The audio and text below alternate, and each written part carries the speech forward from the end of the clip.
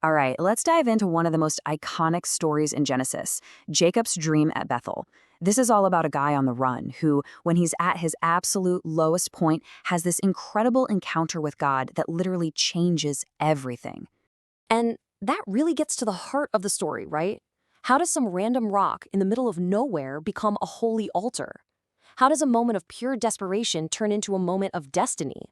Well, Jacob's journey gives us a pretty fascinating answer. So, to really get the dream, you first have to understand the dreamer. And Jacob, well, he isn't on some spiritual quest here. He's a fugitive. He's running for his life from his brother Esau, whose birthright and blessing he just, stole. Now, the official story his father Isaac gives him is that he's being sent off to find a wife from his mother's side of the family. A mission to keep the family line pure, away from the local Canaanites.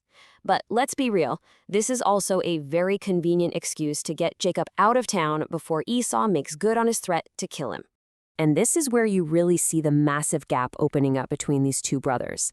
Jacob takes off, but he's carrying this huge, life-changing blessing from Abraham that was passed down to him.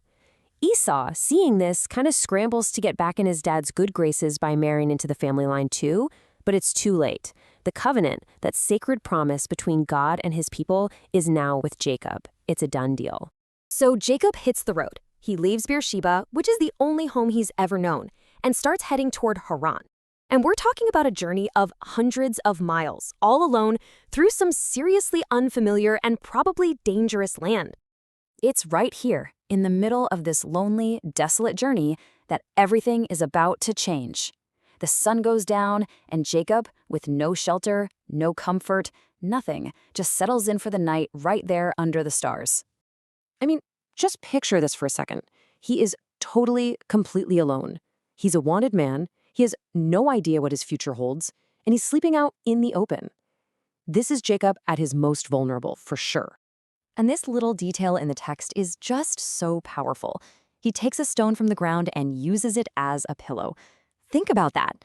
It's not just uncomfortable, it's a perfect symbol of his harsh reality.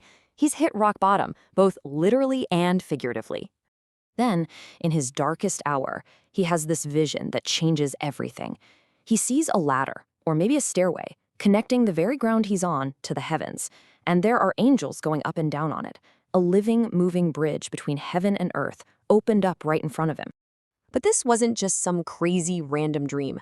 God himself shows up and speaks directly to Jacob, locking in his destiny with this massive four-part promise. This is the moment that covenant becomes his. Okay, let's break this promise down. First, God says the very land Jacob is sleeping on will belong to him and his family.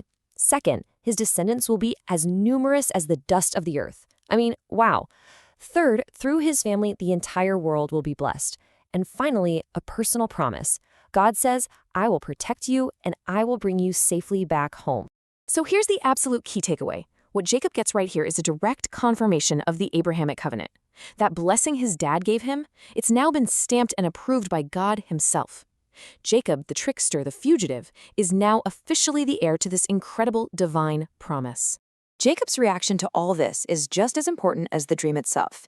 He doesn't just wake up, shake it off, and keep walking. No, this experience completely transforms him, and you can see it in everything he does next.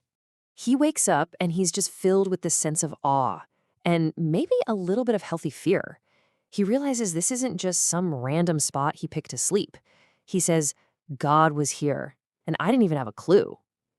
This ordinary, uncomfortable piece of ground has just become sacred, the house of God and the gate of heaven. So what does he do? His response is immediate and it's physical. He takes that stone, the symbol of his hardship, and he turns it into a monument, a pillar. He anoints it with oil, which is a ritual act of making something holy, and he gives the place a new name to mark its new identity forever. He calls it Bethel. In Hebrew, that literally means house of God. So he completely redefines the place based on his experience. What was once just a town called Luz is now, for him, and for all of history, the very place where God dwells. Now, what's so fascinating is Jacob's response to God's promise. He doesn't just offer blind faith. He makes a conditional vow. He basically makes a deal with God. If you keep all these promises, he says, if you protect me and provide for me and get me home safe, then you will be my God. It's just such a human and kind of practical reaction to this incredible divine moment. And he seals the deal with a very concrete commitment. He promises to give back a tenth of everything God gives him. This is actually the first time we see tithing mentioned this way in the Bible. It's a pledge of loyalty and gratitude for the protection he was just promised. So the story leaves us with this powerful idea of transformation. A man on the run becomes the carrier of a divine covenant. A hard, uncomfortable stone becomes a holy altar. A forgotten spot in the wilderness becomes the house of God. Which kind of makes you wonder, doesn't it? What are the Bethels in our own lives? And how do we mark those places that change us forever?